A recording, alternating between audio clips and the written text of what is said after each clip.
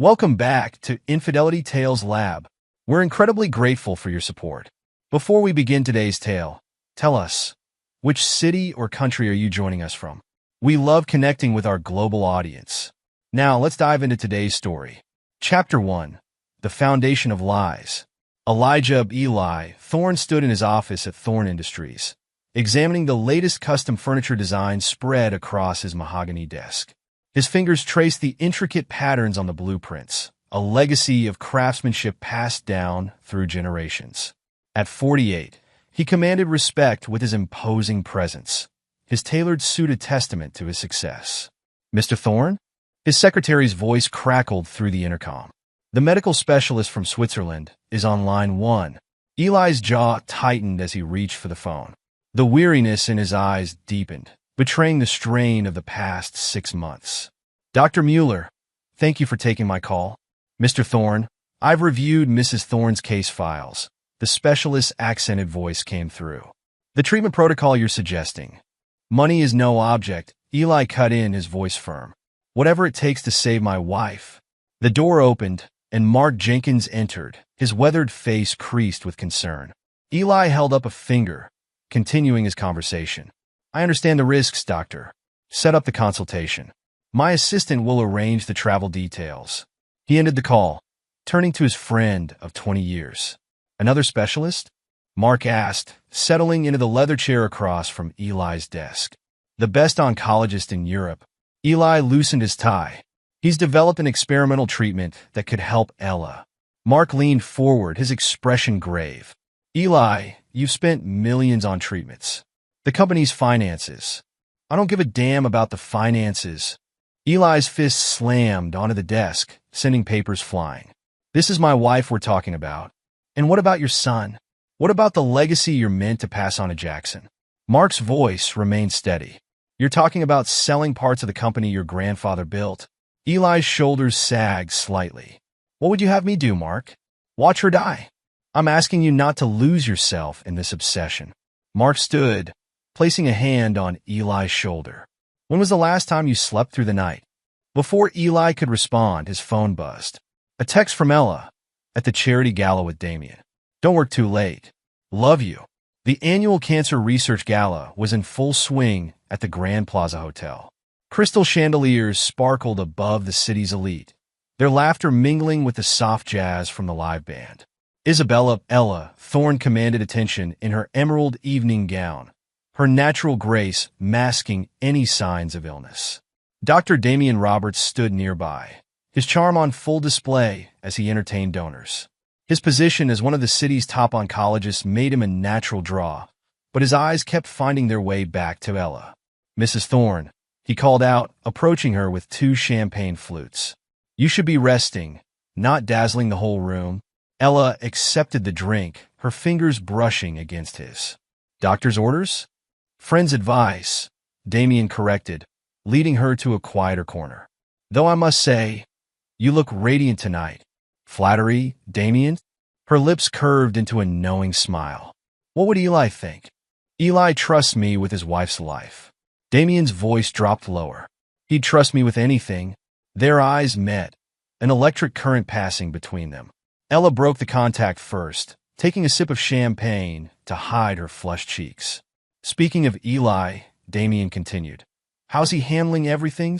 "He's—" Ella paused, choosing her words carefully. "He's desperate to save me. Sometimes I think he'd sell his soul if it meant finding a cure. And the company? He's considering selling shares to fund more treatments." She glanced around, ensuring no one was within earshot. He'd never have considered it 6 months ago.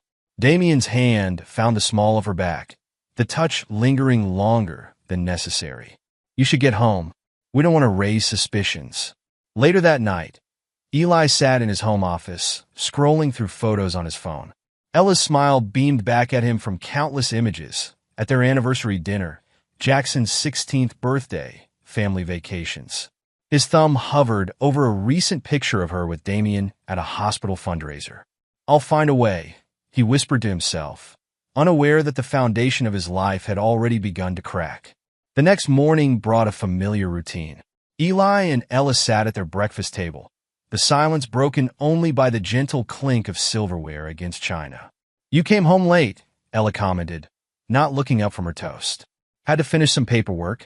Eli studied her face, searching for signs of fatigue. "How was the gala?" "Good." Damien helped raise quite a bit for the cancer wing. She met his gaze. "He asked about you. He's a good friend." Eli reached for her hand. "Ready for your treatment?" The drive to the hospital was quiet, each lost in their own thoughts. Eli pulled up to the entrance, leaning over to kiss her goodbye. "I'll pick you up in a few hours." "No need." Ella adjusted her scarf. "Damien offered to drive me home. He wants to discuss some new treatment options." Eli nodded, watching her disappear through the sliding doors. He sat there for a moment, Mark's words from yesterday echoing in his mind. Something felt off, but he couldn't place it. With a shake of his head, he drove to work.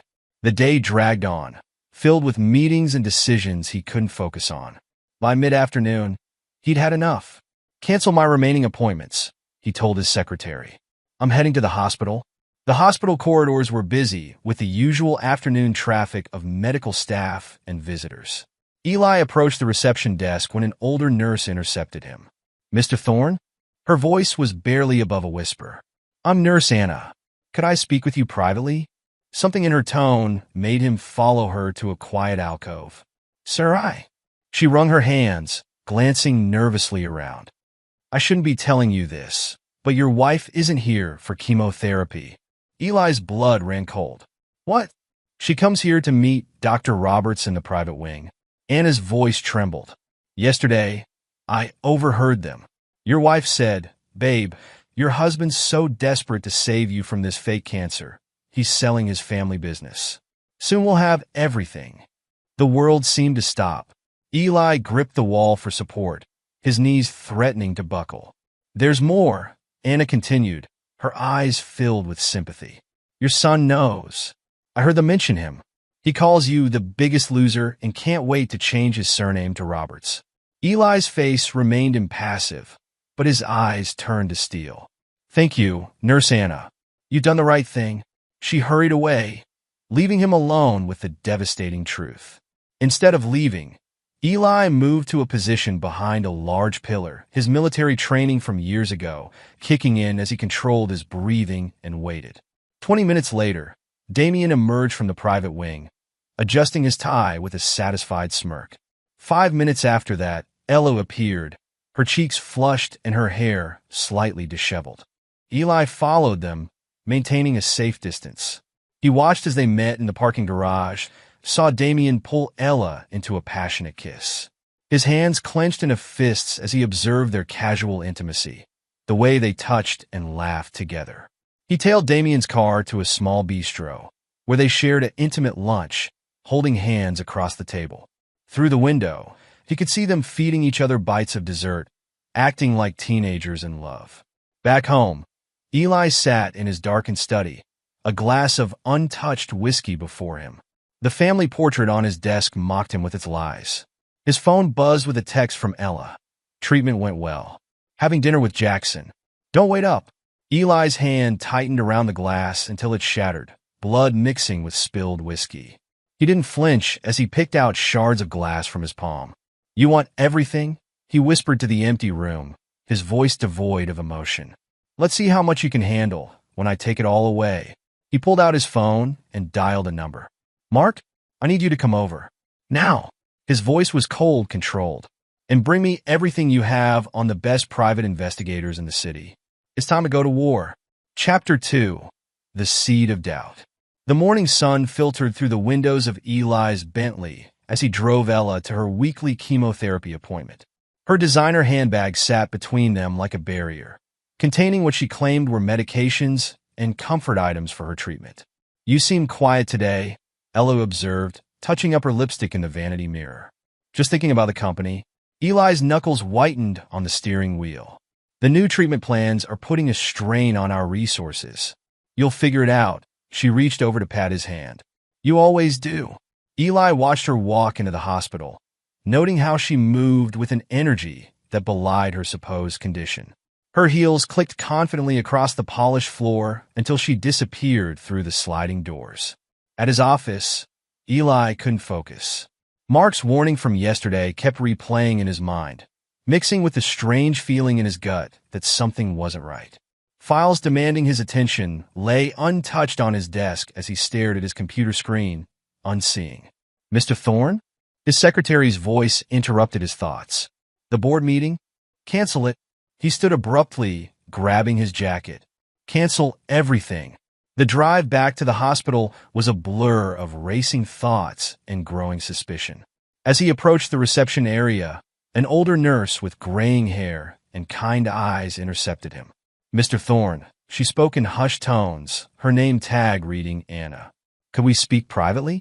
In a quiet corner, away from prying eyes, Nurse Anna's words shattered his world. "Your wife isn't here for chemotherapy, sir. She meets Dr. Roberts in the private wing." "What?" Eli's voice was barely audible. "I overheard them yesterday." Anna glanced around nervously. "Babe, your husband's so desperate to save you from this fake cancer. He's selling his family business. Soon we'll have everything." She quoted, her voice trembling. Eli's face remained impassive, but his eyes turned to ice. "My son, he knows everything," Anna confirmed. "I heard them mention him. He calls you the biggest loser and can't wait to change his surname to Roberts." The information hit Eli like physical blows, but years of business negotiations had taught him to control his reactions. "Thank you, Nurse Anna. You've done the right thing." Instead of leaving, Eli positioned himself behind a large pillar in the lobby. His military training from years ago kicked in as he controlled his breathing and waited, watching the entrance to the private wing. 20 minutes passed before Damien emerged, adjusting his tie with a self-satisfied smirk. 5 minutes later, Ella appeared, her face flushed with a triumphant glow that had nothing to do with illness.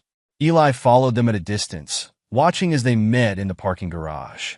His jaw clenched as Damien pulled Ella into a passionate embrace, their familiarity speaking of a long-standing affair. He tailed them to an intimate bistro, where they shared lunch like young lovers.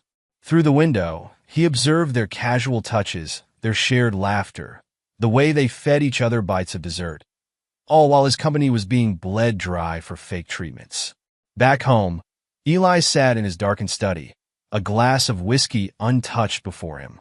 The family portrait on his desk mocked him with its lies. His phone buzzed with a text from Ella. Treatment went well. Having dinner with Jackson. Don't wait up. The glass in his hand shattered, blood mixing with spilled whiskey. He didn't flinch as he picked shards from his palm. "You want everything?" he whispered, his voice devoid of emotion. "Let's see how much you can handle when I take it all away." He pulled out his phone and dialed. "Mark, come over. Now. And bring me everything you have on private investigators. It's time to go to war." Chapter 3. The Gathering Storm. "Gabriel comes highly recommended," Mark said, spreading files across Eli's desk. Former detective, known for his discretion and thoroughness. Eli examined the PI's credentials, his face hard in the dim light of his study. "Make the call." 2 days later, Gabriel sat across from Eli in a private room at the city's most exclusive club. The investigator's weathered face and sharp eyes spoke of years tracking lies and deceit. "I need everything," Eli stated, sliding an envelope across the table. "Bank records, phone logs, surveillance. Leave no stone unturned." Gabriel examined the contents of the envelope, a retainer that would make most men blink. He didn't. "Any particular areas of focus?" "Start with their financial connection. I want to know every penny that's passed between them." Over the next weeks, Gabriel's reports painted a picture that made Eli's blood boil. A separate account under Ella's name, regular transfers from Damien, suspicious spending patterns on luxury items that a dying woman would have no use for. The affair's been going on for years, Gabriel revealed during one of their meetings. Well before the cancer diagnosis. That was just their latest play. Eli's face remained stone-like as he reviewed the evidence. Photos showed Ella and Damien at high-end hotels, receipts for expensive gifts, text messages that made him grip the papers until they crumpled. "And my son?" Eli's voice was dangerous. Gabriel hesitated before pulling out another file. "Jackson's been aware of everything. He's been helping them. Actually, found these on his private social media accounts. The screenshots showed Jackson's messages to friends, mocking his father's desperation to save his mother. "The old man's so pathetic," one read. "Can't wait till Mom and Damien take everything. Already got my new surname picked out. Tell me about her background," Eli demanded, his control perfect even as rage burned through his veins. "Isabella Martinez grew up in poverty," Gabriel began. "Single mother, struggled to make ends meet. She was working as a receptionist when she met you. Her mother had multiple failed marriages to wealthy men. Seems she taught her daughter to aim higher." Eli remembered their courtship, how he'd been charmed by her apparent gratitude for simple gestures. And Damien? His career's been stalling. Despite his reputation, he's been passed over for department head 3 times. He's deeply in debt from gambling and luxury purchases. He's been making deals with your competitors, promising inside information about Thorne Industries. Mark, who had been silent during the briefing, spoke up. "What are you thinking, Eli?" "I'm thinking it's time to show them who they're really dealing with." Eli stood, moving to the window. "They wanted to play games? Fine. But they're about to learn that I don't play to win. I play to destroy." The next day, Eli's behavior toward Ella and Jackson shifted subtly. His usual warmth disappeared, replaced by cold courtesy.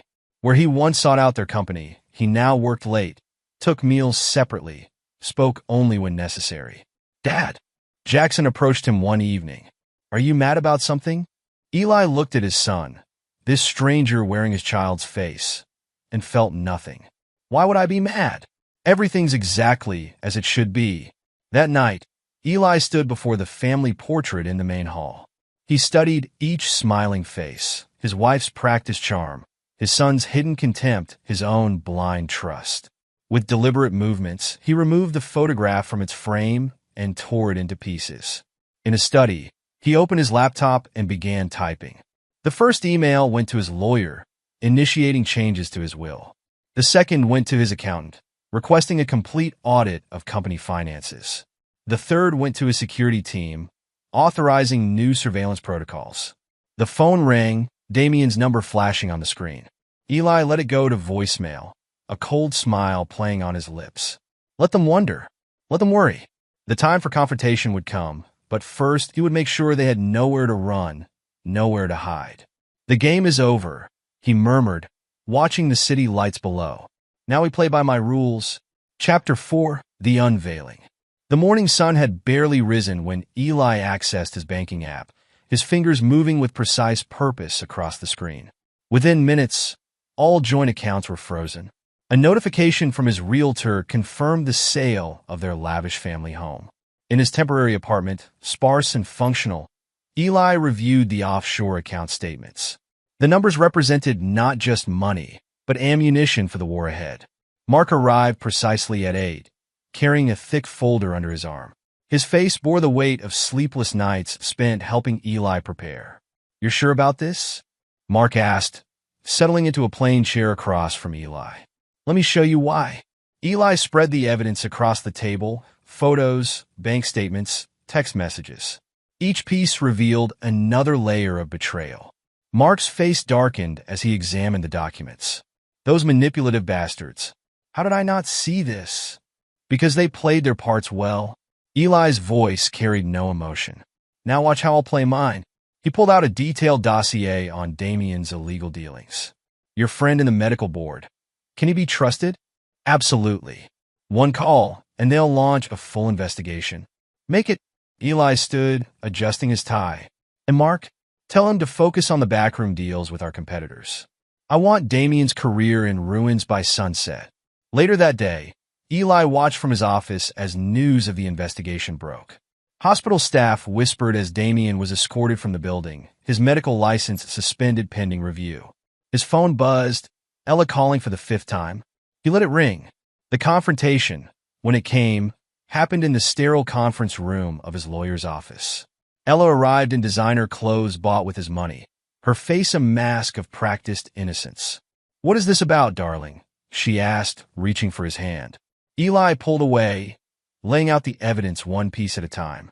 Bank statements, hotel receipts, photos of her and Damien, screenshots of Jackson's messages.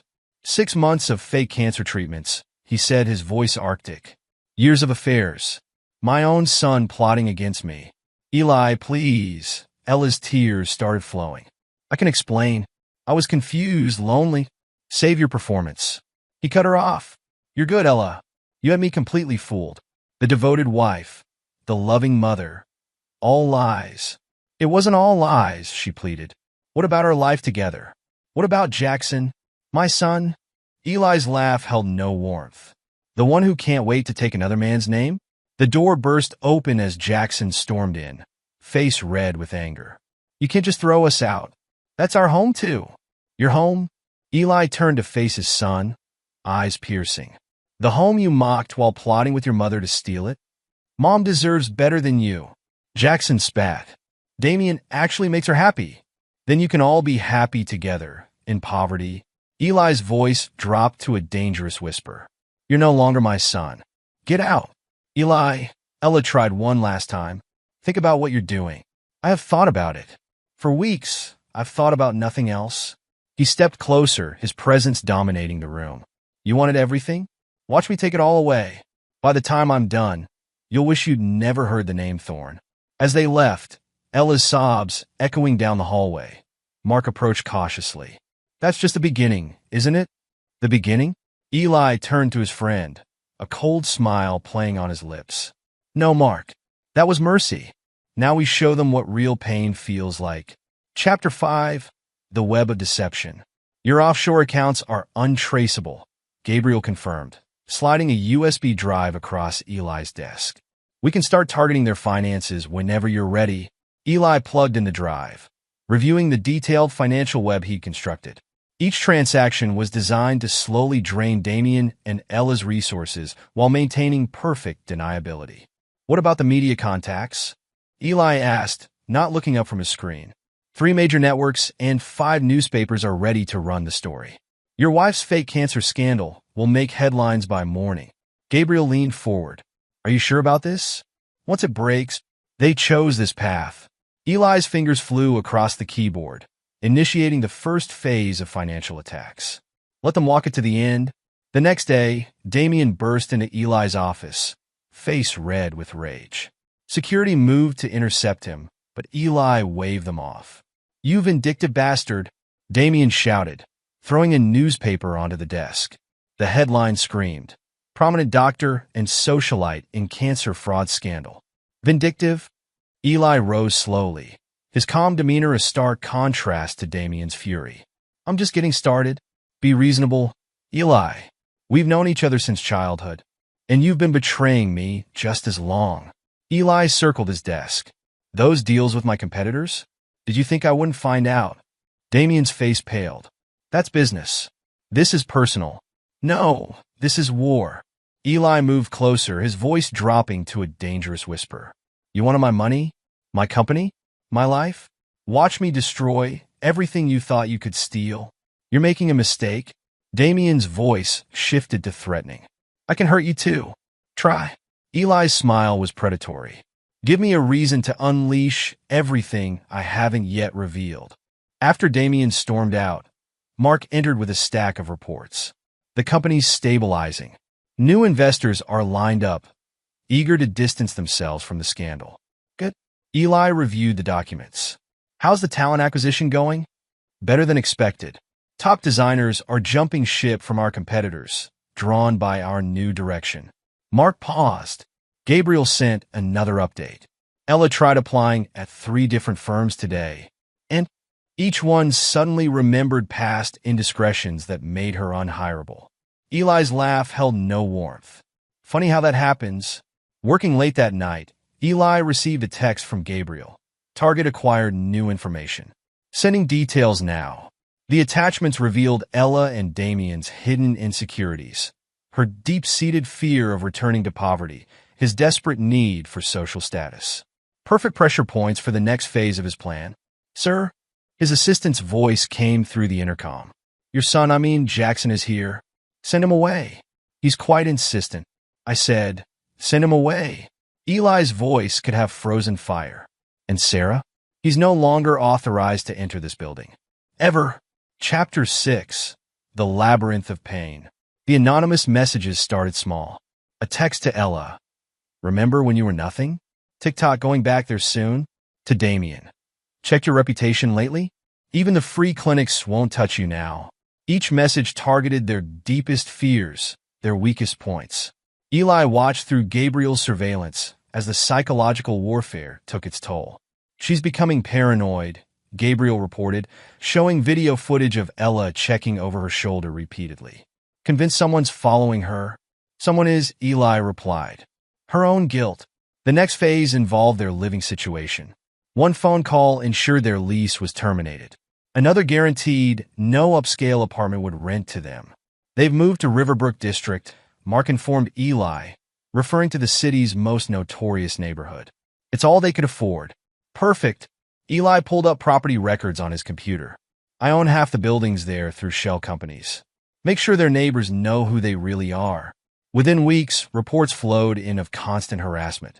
Graffiti appeared on their door. Frauds and thieves in bright red paint. Anonymous tips to local gangs ensured their cars were regularly vandalized. Damien tried fighting back, showing up at medical conferences to plead his case. Each time, evidence of his misdeeds mysteriously appeared just before his presentations. You're enjoying this, Mark observed, watching Eli review the latest surveillance footage. Enjoying? Eli's eyes never left the screen, showing Ella and Damien arguing in their rundown apartment. I'm teaching them the cost of betrayal. The psychological pressure mounted. Damien began drinking heavily, his arrogance crumbling under the weight of social isolation. Ella's designer clothes disappeared one by one, sold to pay for basic necessities. They started fighting, first with words, then with increasing violence. Each accusation Eli planted took root, blooming into full-blown paranoia. She thinks he's planning to abandon her, Gabriel reported. He's convinced she's been talking to lawyers behind his back. Eli watched their destruction from his new office atop Thorne Industries headquarters. The company was thriving under his ruthless leadership, stock prices soaring as he channeled his cold fury into business success. The board's impressed, Mark said, reviewing quarterly reports. They're calling you a phoenix rising from the ashes. No, Eli corrected, watching Ella and Damien's latest fight through surveillance feeds. On the fire. Late one night, Eli received a desperate voicemail from Ella. Please, Eli. We're starving. Just talk to me. The Ella you loved is still here. He played it twice, then deleted it without response. A week later, Damien tried one last time to reach out through Mark. Tell him I'll disappear. Leave the country. Never contact him again. You'll disappear when I decide, Eli responded through Mark. And not a moment sooner. The chapter closed with Eli standing in his office, watching the city below. On his desk, surveillance photos showed the devastation of his revenge. Ella and Damien's hollow faces, their broken spirits, their ruined lives. Mark approached quietly. Was it worth it? Ask me when I'm done. Eli's reflection in the window showed not the successful businessman the world saw, but the predator beneath. They wanted to play games with my life. Now, they're learning the rules of mine. Chapter 7. The Final Gambit. Surveillance footage played across multiple screens in Eli's private office. Each monitor showed a different angle of Ella and Damien's deteriorating life. Their shouting matches in their rundown apartment, their public confrontations, their desperate attempts to salvage what remained of their reputations. They're reaching breaking point, Gabriel noted, indicating a particularly violent argument captured the previous night. She threw a lamp at his head. Eli watched the footage with cold satisfaction. Time for the final push. He turned to his laptop, pulling up a detailed plan he'd spent weeks perfecting. Have you located the warehouse? Industrial district, abandoned for months? Gabriel handed over a set of blueprints. Perfect sight lines, multiple exit points, and completely isolated. Make the call, Eli instructed. Use Thompson, they still trust him. James Thompson, a former colleague of Damien's, made contact that afternoon. The promise of employment, of escape from their spiral of poverty and violence, proved irresistible bait. They agreed to meet tomorrow night, Gabriel reported. Thompson convinced them he's starting a private practice, needs experienced staff. Eli spent the next day overseeing the warehouse preparations. Hidden speakers disappeared behind walls, cameras nestled in shadows, recording equipment positioned strategically. "Test the audio," he commanded the technician. A voice, Ella's voice, filled the space. "I never loved him." Eli was just a stepping stone. Another recording, Damien this time. "Once we get his money, we'll disappear." Layer upon layer of their betrayal, their mockery, their schemes, ready to play at the perfect moment. The trap was set. Ella arrived first, her designer clothes replaced by worn department store attire. Her eyes darted around the warehouse interior, hope and desperation warring on her face. Damien appeared minutes later, maintaining his distance from her. The tension between them crackled in the empty space. "Where's Thompson?" Ella demanded. "How should I know?" Damien snapped. "This was your idea." "My idea? You're the one who—" The first recording cut through their argument. Their own voices, caught in intimate moments, planning Eli's destruction. "What is this?" Damien spun around, searching for the source. More recordings played, overlapping, surrounding them. Their cruel laughter, their strategic planning, their manipulation of Jackson. "You told me he'd never find out." Ella screamed at Damien. "You promised we'd be careful." "Me? You're the one who couldn't wait to spend his money." Damien advanced on her. "How many shopping sprees did you need?" "At least I didn't sell company secrets." She shoved him hard. "You're the reason we lost everything." Their fight escalated physical now. Years of schemes and lies unraveled in minutes of violence. In his surveillance room, Eli watched with detached interest. His finger hovered over a button as Damien grabbed Ella's throat. Now, he spoke into his phone. Police sirens wailed in the distance, growing closer. "Domestic violence in progress," an anonymous tip reported. "They're killing each other?" Officers burst in to find Ella and Damien in a brutal fight, blood already drawn, neither willing to back down. Their arrest played out on Eli's screens in perfect detail. "Quite a show," Mark commented from the doorway. "The encore will be better." Eli began systematically erasing files, wiping drives, removing all traces of his orchestration. Their lawyers can't help them now. Criminal records tend to stick. Later that night, Eli stood in his apartment, feeding the last pieces of evidence into a shredder. No loose ends, no possible way to trace it back to him. His phone buzzed, Gabriel confirming Ella and Damien were being processed at central booking. Multiple charges, no chance of immediate bail. "Clean," Eli murmured, watching the final shreds fall. "Time to build something new." Chapter 8. The Ashes of Deceit. The jail cell door slammed shut behind Ella, the sound echoing through the women's detention block. Her designer instincts still showed in how she carried herself, even in the orange jumpsuit. "Mrs. Thorne," the guard sneered. "Or is it still Mrs. Thorne? Your ex-husband's quite the talk of the town these days."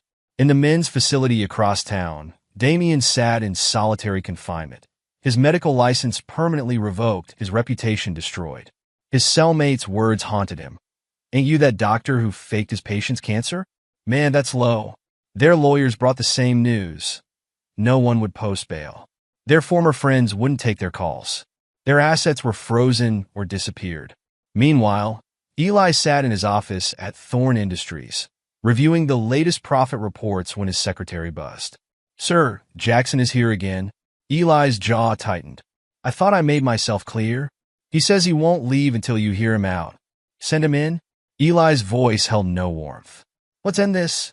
Jackson entered, no longer the cocky teenager who had mocked his father. His shoulders hunched, his eyes desperate. "Dad, please. I'm not your father." Eli didn't look up from his papers. "State your business." "Mom's in jail. Damien's in jail. I have nowhere to go." Jackson's voice cracked. "I was wrong. I'm sorry. Sorry." Now Eli looked up, his eyes piercing. "You plotted against me. Mocked me. Planned to take another man's name while living off my money. I was stupid. I let Mom manipulate me." "No." Eli stood, his presence dominating the room. "You weren't manipulated. You made choices. Adult choices. Now face adult consequences." "What am I supposed to do?" Whatever you want. But not here. Not with my name. Not with my money. Eli pressed a button on his desk. Security will escort you out. Don't come back. As Jackson was led away, Mark entered, concern on his face. That was harsh. That was necessary. Eli turned to the window. He chose his side, and you've won. Ella and Damien are in jail. Your company's stronger than ever. Maybe it's time to let go of the anger. Let go. Eli laughed, a sound without humor. I haven't held on to anything. I've simply shown them who I really am. That evening, Eli went through old photos, family vacations, birthdays, celebrations. Each image now tainted with knowledge of the lies behind the smiles. He dropped them into the shredder one by one. The next week, he attended a major charity gala. Not as the desperate husband funding cancer research, but as a powerful CEO expanding his influence. The city's elite surrounded him, drawn to his newfound aura of controlled strength. Mr. Thorne, a prominent hospital director, approached. We'd love to have you on our board. Send me the details. Eli's smile was polite but distant. I'm always interested in new opportunities. Mark watched from nearby, noting how his friend had changed. The naive businessman was gone, replaced by someone harder, sharper, more formidable. Chapter 9. The Phoenix Rises. The private jet touched down in Bali, where Eli had always dreamed of visiting. Not for relaxation. He'd learned to find peace in his power, but to expand Thorne Industries into Asian markets.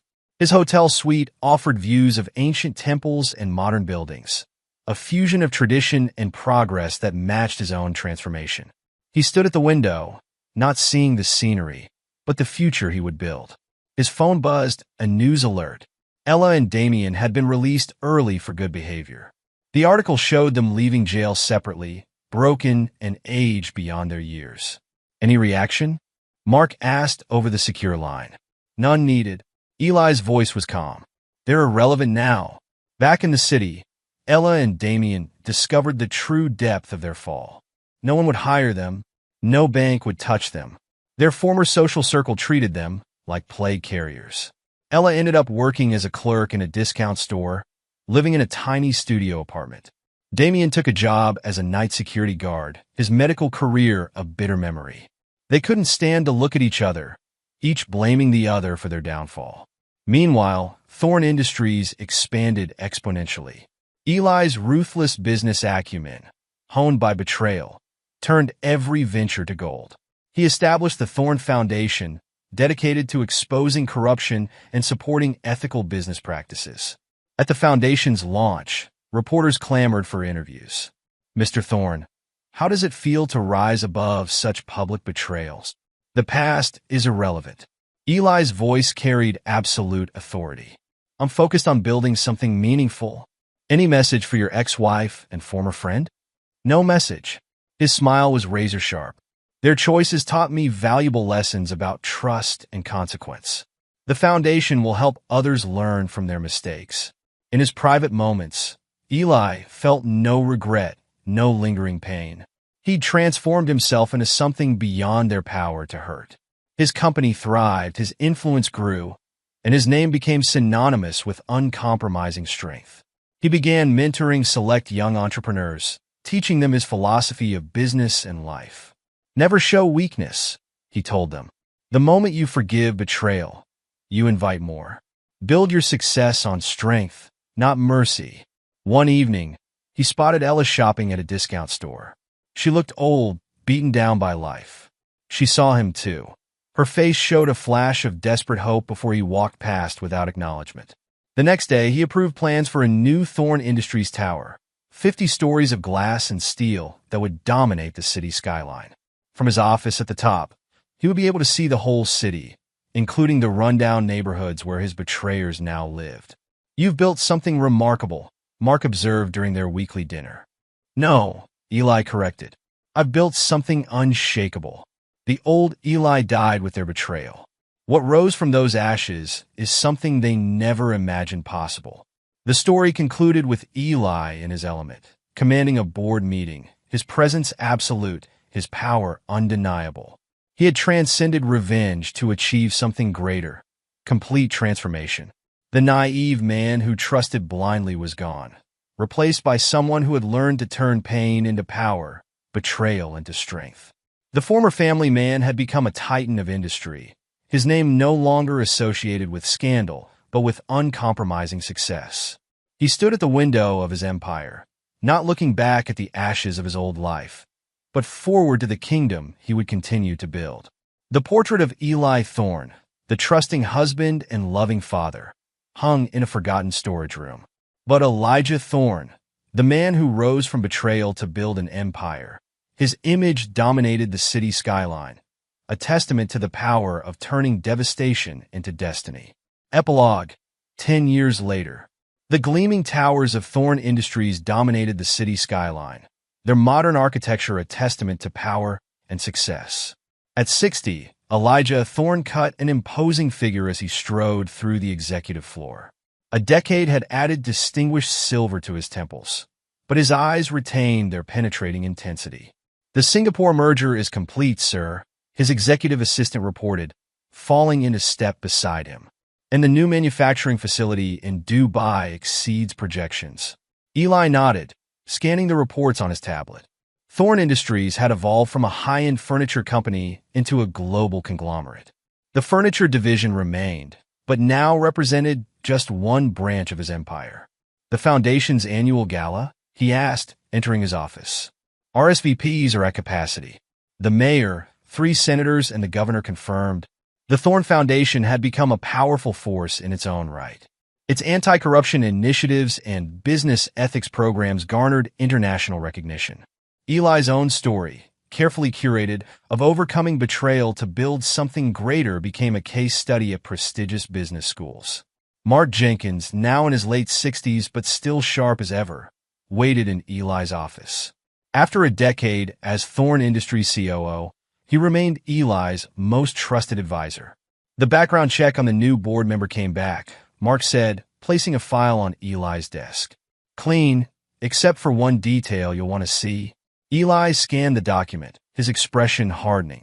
He had lunch with Damian Roberts last month. Could be coincidence. Nothing is coincidence. Eli closed the file. "Withdraw the nomination. I don't allow even remote connections to the past near my company." Mark nodded, unsurprised. 10 years hadn't softened Eli's absolute stance on betrayal. If anything, his intolerance for disloyalty had become legendary in business circles. "Speaking of the past," Mark hesitated. "I saw Ellie yesterday." Eli's fingers paused on his keyboard. "Why are you telling me this?" "She was working checkout at Maxwell's discount store. Living in that same studio apartment in Riverbrook. Looks 20 years older than she is. Her choices, her consequences."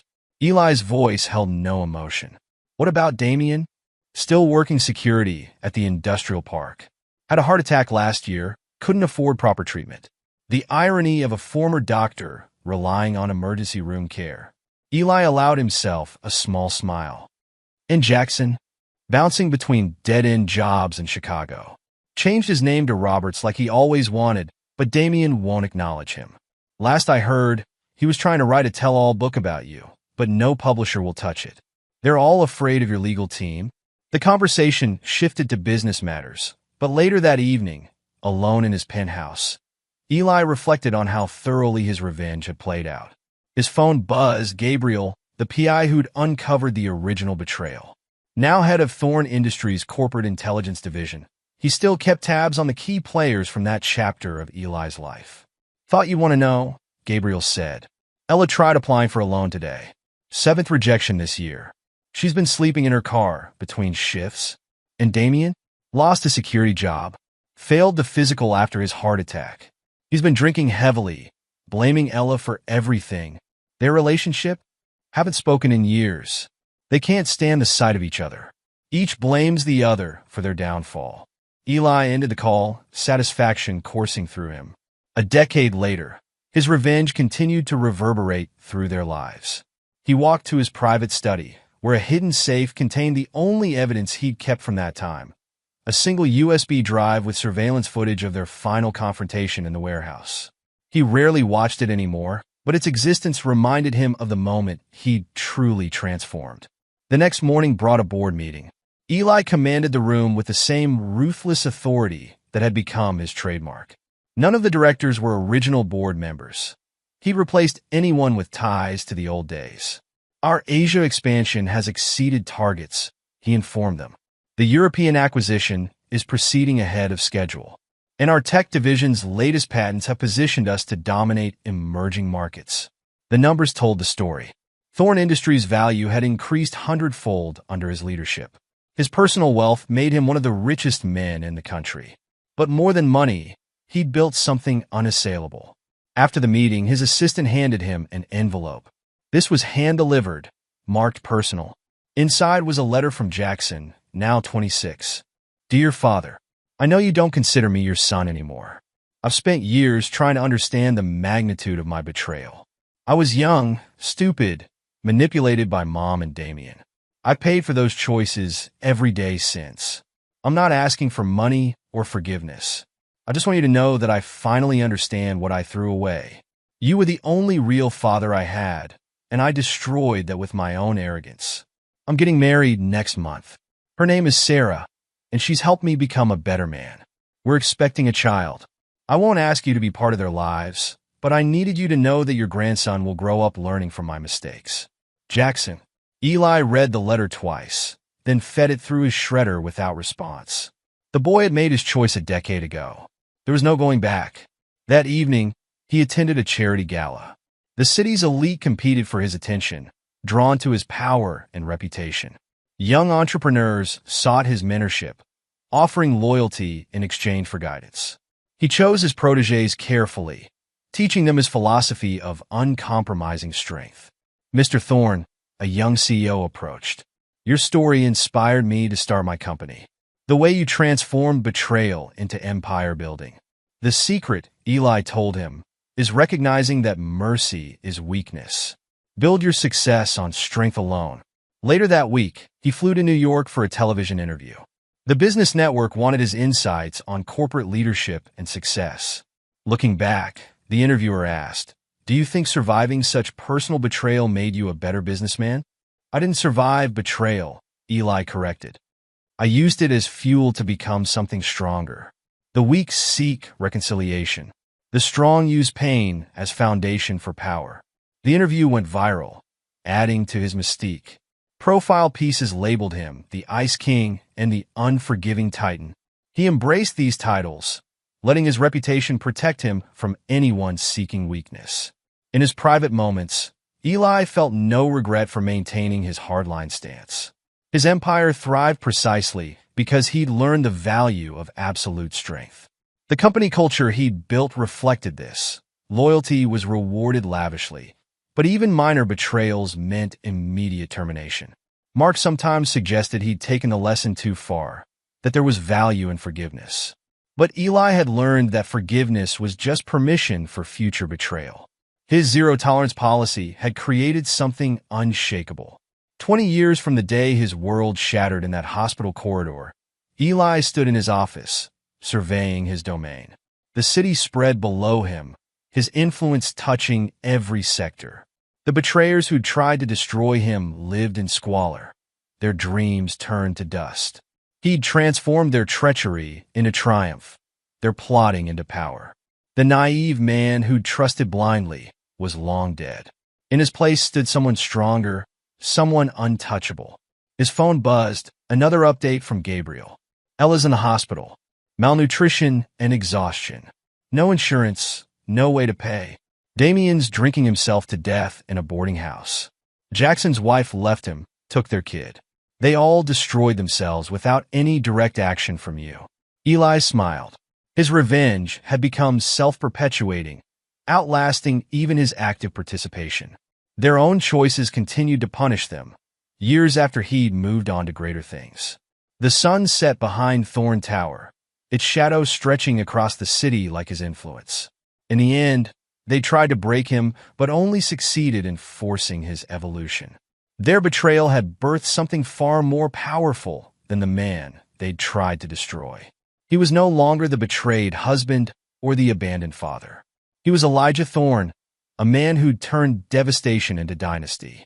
His name would outlive them all, carved not in stone, but in the skyline itself. The portrait in his office showed him as he was now, powerful, unforgiving, triumphant. The family photos were long gone, replaced by images of his empire. He'd built something greater than they could have imagined, fueled by the very pain they'd inflicted. As night fell over his domain, Eli felt the same satisfaction he'd known in that warehouse a decade ago. He'd won not just the battle, but the war, creating victory so complete it continued destroying his enemies years after the fact. Their betrayal had meant to end him.